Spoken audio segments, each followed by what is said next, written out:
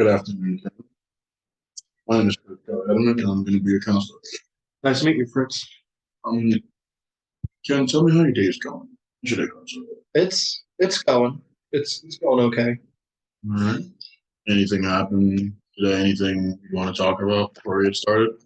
Um, yeah, I mean, I turned in an English assignment, and the teacher kind of sent me to like the principal's office, and now I'm here. So I guess that's about it. Now, believe in me. We'll get right now. I want to let you know what's going to happen. Anything you say will stay within this room, not get out, well, unless you say something that shows that you are either a risk to the else, or more importantly, risk to your own safety. Um, with that being said, do you understand all that? Yeah. All right. So tell me, this assignment that you turned in, what exactly was it? Um, it was an assignment about like what just happened over winter break. Uh, I didn't add too much. I guess the teacher didn't like how I wrote it because of all the stuff I put in it. But I don't think I wrote anything bad. Well, what did you put in it? Doesn't matter if it's good or bad. What did you put? Well, I put in that my friend passed away in an accident. I mean, crazy thing, snowmobile, you can't help it. In that, like, he's my like only friend, and it hurts in that like it, and it's just one of those things. Sorry for your loss. Sorry. I understand that you're probably going through it right now. Period. Um, has it been bothering you? Love for your friend? I mean, it I'd assume that it has. in what ways has it? I mean, it really for me, I wasn't there when it happened, so me not seeing it really didn't like hurt me. But like he was my only friend. He was like my ride or die. And like I guess he did the second part, which is die. So it's I mean I'm reacting like any other best friend would, like hurting, but it still doesn't feel real to me. So Yeah. When you know this friend? since kindergarten, I mean we made it from kindergarten to our senior year. Would you say since you've known I this 12 years, going on 12 years, seen at this point? Yeah. So the guy was a part of a very important part of your life for years. I say so, yeah. So don't you think this is just mine? But don't you think that's as important as that kind of person would be? Is a lot more important than the thing that you're passing off. Like think about it. You said it was just an assignment, but do you think this should be bothering you a lot more than you're letting on? I mean, I'll be honest with you. For myself, he was like my only friend. He was my best friend, but he was like my only friend. And it's been difficult, I'll be honest, because it's hard to make friends with some of these kids. They're rude, they don't want to be my friend, it's casual stuff, but we're graduating. Although he can't see graduation, it's kind of hard for me to see graduation as well. If I can't grow up with him, it's hard. But I feel like that's with anybody else. But you can only say so much. So, if possible, I'd like to go Yeah. back. Is this the only way that you've expressed any sort of feeling or recollection passing of your friend? Is there like something else that you wrote down in, like say a diary, journal, book, anything? Well, as for assignments, I think that's my second one. When I wrote something, I guess suspicious in. But as for my own personal stuff, which I don't understand why they touched it, they got my notebook and they really took a look into it. And I'm upset that they did because it's my property, but it's, yeah, there's some stuff in there which I'm not proud about, but it's kind of in there. Now, correct me if I'm wrong, but based off of what you said earlier about you saying you don't feel as though you should be here, and the fact that you seem to be happy at the fact that your notebook was your belongings were rummaged through, is it safe to say that you'd rather be left to your own devices? I mean, I would say so, but the adults think the same way as me. In what, I'm 17, I'm 17. I can't really say much about myself. But still, 17 years of life, it's a rather long time. That's 17. That's 17 cycles around the sun. You've been alive and experiencing life for 17 years straight. Now, obviously, there are those who are older than you, 17 years. So, me, ask you the question.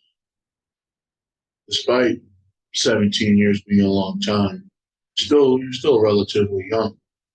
Don't you think that the adults are trying to help you because they understand that you being young may allow this to hurt you, and it probably wouldn't hurt you if you were, say, older.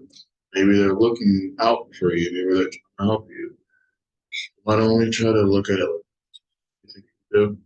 I mean, I guess if you, like you said, adults know more than me, and yes, wisdom is a part of it. But like,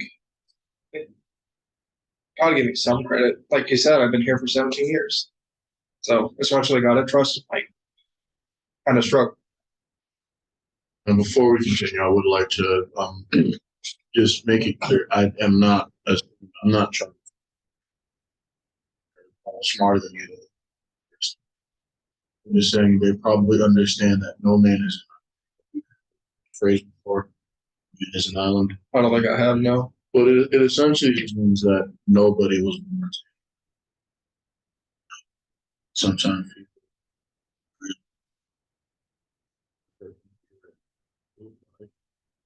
perhaps your teachers were just trying to help you deal with it the best way possible. Does that sound as something that you can understand, or do you still not get it? No, I mean, I get it. So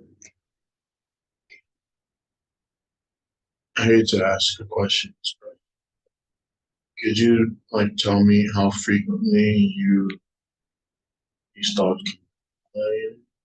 Because if you're writing it in multiple journals, writing it in multiple assignments, I can only assume that it's on. Well, I'll be honest, and I'll level with you. It normally happens at night whenever I stay up too late. But yeah, some thoughts of suicide do cross my mind. And I mean, it's hard. I mean, I don't feel connected to my parents. I don't really feel connected to a lot of my classmates in particular. My only friend was the one who passed, and he was my ride or die, literally. So for me, the die part kind of makes sense. I mean, I struggle seeing my own future with it, and especially like what I'm gonna do after high school. With like, what all do I actually know? Am I actually gonna use this math? Am I gonna use this history? But it, yeah, it's frequent.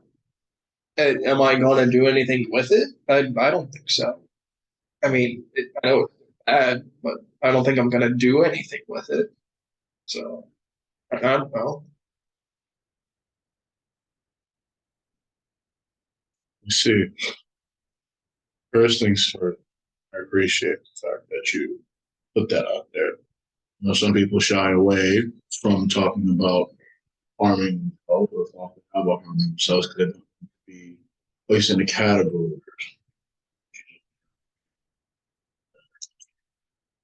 Um, you admitting that you've had that problem is not a problem. It's concerning, of course, as it should be, but it's not a problem. Let me ask you: Have you gone through any have you gone through any means or plans to try and make it a possibility, or is it just a fleeting thought or a recurring? Well, I will say my notebook does have different ways to do it, and it's some of them seem easier than others, but like some of them are faster and like I I don't want to feel pain. I don't want my parents to like see that either. But it's like yeah, I struggle with them, and the one person who did get me is gone. So like, what else happens when you lose the one connection you got? I mean, yeah, there's my other classmates, but they're classmates. They're not friends. But like, I guess long story short is like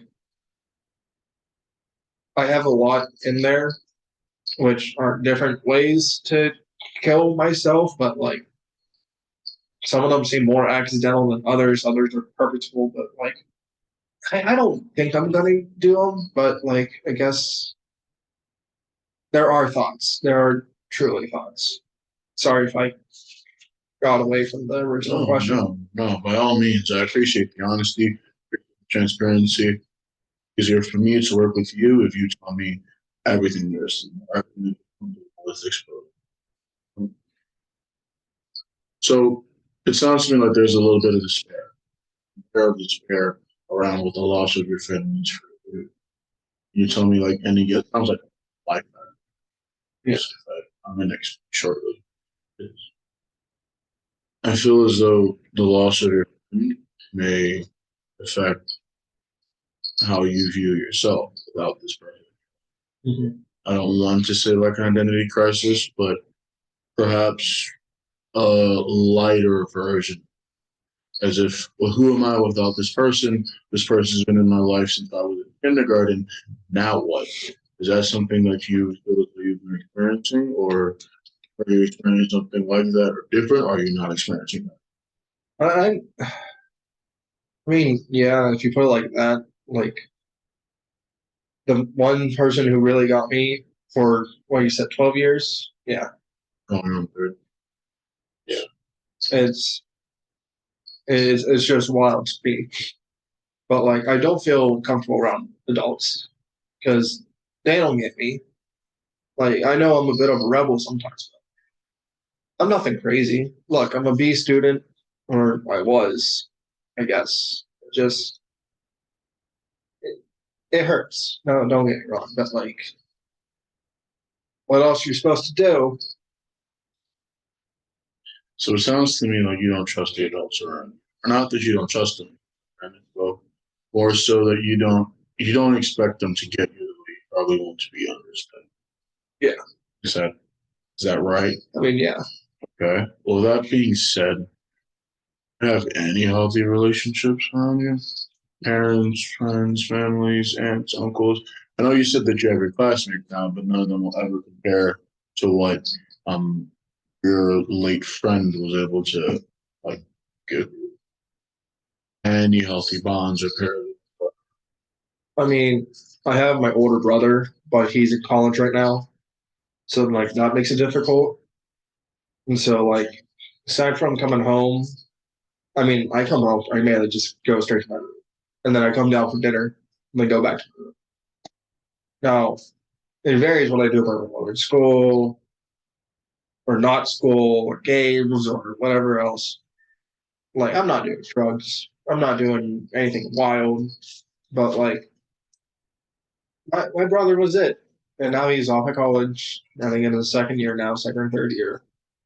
And like, I try and call him, I try and text him. He's busy. He's he's a genius, but that's besides the point. He's busy. My one other person is also not here.